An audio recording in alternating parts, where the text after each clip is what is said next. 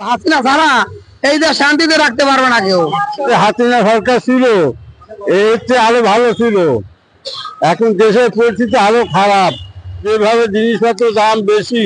চিনির কেজি 140 টাকা, চালের দাম দিনের দিন বাড়তে আছে। তাই আর কি বলবো, কারণ কি মনে করেন? কারণ এই সরকারের দ্বারা কাজ হবে না, নতুন সরকার আসতে হবে। আগে যে ছিল তাই, হ্যাঁ, আগে যে হাসিনা ছিল সেই আসতে হবে। উন্নয়ন ছিল বেশি না দুর্নীতি বেশি ছিল? উন্নয়ন ছিল বেশি। দুর্নীতি ছিল কি থেকে না? না, আগামী নির্বাচনে জনগণ শেখ হাসিনাকে চাই কিনা?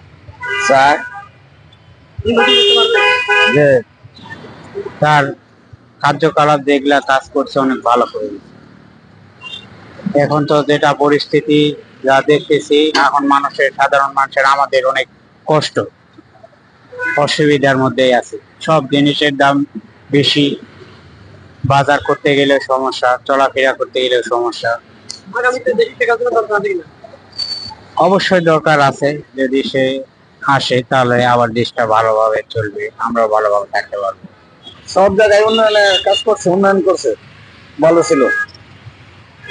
জনগণ শেখ হাসিনাকে চাই কিনা? চাই, হ্যাঁ, জনগণের আবার চাই। আবার আসুক, আমরা চাই আবার আসুক। ভালো উন্নতি করছে, মনে করি অনেক উন্নতি করছে। কি জন্য রাস্তাঘাট, স্কুল কলেজ ভালোই করছে। জনগণ শেখ হাসিনাকে চাই কিনা? এটা জনগণের মূর্তি, আমি কিভাবে বলবো। বর্তমান বাংলাদেশের অবস্থা খুবই খারাপ। যে সমস্ত উপদেষ্টারা চেয়ারে বসছে এরা যোগ্য না, এরা অযোগ্য। এরা মন্ত্রণালয় চালাইতে পারে না। দেশের অশান্তি, দ্রব্য মূল্য বেশি, মানুষ খাইয়া বাঁচতে পারে না। বাঁচার কারণে অযোগ্য মন্ত্রী এমপিরা যারা উপদেষ্টা বসছে তারা কিছুই বোঝে না। এরা হলো সমিতি চালানোর লোক। এরা সমিতি চালাইতে পারবো। ডাক্তার ইউনূস হলো সমিতির লোক। এই দেশের উপদেষ্টা হিসেবে যোগ্য না। এই দেশে যোগ্য লোক আনতে হবে, নির্বাচন দিতে হবে। আগে যা ছিল সেই ভালো ছিল। আগে যে ছিল সেই ভালো ছিল।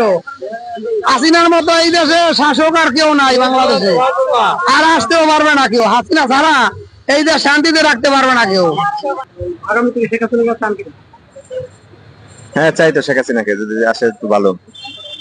শেখ হাসিনা কি নির্বাচনে অংশ নিতে পারবে আপনি মনে করেন?